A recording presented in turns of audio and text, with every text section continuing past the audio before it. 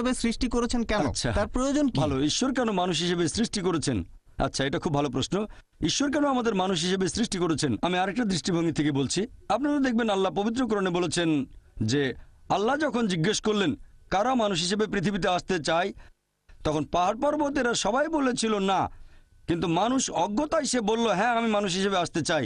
কারণ আল্লাহর অন্যান্য সৃষ্টির কোনো স্বাধীন ইচ্ছা নেই, যেমন ফেরেশতাগণের কোনো স্বাধীন ইচ্ছা নেই, তবে আপনি মানুষ হিসেবে জন্মালে স্বাধীন ইচ্ছা থাকবে। এই স্বাধীন ইচ্ছা থাকার পরও যদি আল্লাহকে মেনে চলেন তাহলে ফেরেশতাগণের উপরে চলে যাবেন, আর স্বাধীন ইচ্ছা থাকার পরে যদি আল্লাহকে না মানেন তাহলে ফেল করবেন। তাহলে আমরা মানুষরা অজ্ঞ, আমি সহ, আমি অজ্ঞ। আমি বলি আমি পরীক্ষায় ডিস্টিংশন পাবো, অনেক নম্বর, কিন্তু কোরআন বলছে আমরা মানুষরা অজ্ঞ, আমরা পরীক্ষা দিতে রাজি হয়েছি, এখন পরীক্ষা চলছে, আমার স্মৃতিতে সেটা নেই। শেষ বিচারের দিনে আল্লাহ সেই স্মৃতি দিয়ে দেবেন। আল্লাহ পবিত্র কোরআনে বলেছেন, আল্লাহ কথা দিয়েছেন সূরা আরাফ অধ্যায় নম্বর 7 আয়াত নম্বর 172, আমি আদম সন্তানের পৃষ্ঠদেশ থেকে তাদের বংশধরদের বের করি আর তাদের বলি তোমরা কি মানো আল্লাহ একজন? তারা বলে হ্যাঁ আমরা মানি। এখন স্মৃতিটা আমাদের মাথায় নেই, শেষ বিচারের দিনে আল্লাহ স্মৃতিটা আবার মাথায় দিয়ে দেবেন।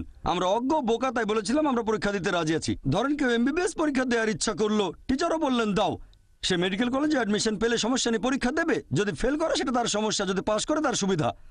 বুঝতে পারলেন? এক একজনের পরীক্ষা এক এক রকম, কে কেমন প্রশ্ন পাবে সেটা নির্ভর করবে টিচারের উপর। এভাবে বলবেন না যে স্যার আমাকে এই প্রশ্নটা দিলেন কেন, এটা পুরোপুরি সেই টিচারের হাতে। তিনি আপনাকে দিতে পারেন 1 নম্বর বা 2 নম্বর প্রশ্ন, সেই প্রশ্ন আসতে পারে 3 নম্বর বা 5 নম্বর অধ্যায় থেকে।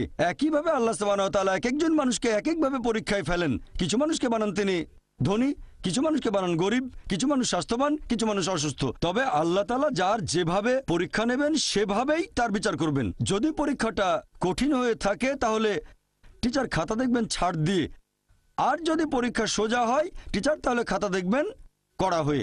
একইভাবে আল্লাহ সুবহানাহু ওয়া তাআলা যাকে যে সুযোগ সুবিধা দিয়েছেন তার উপর নির্ভর করে বিচার করবেন, আর তিনি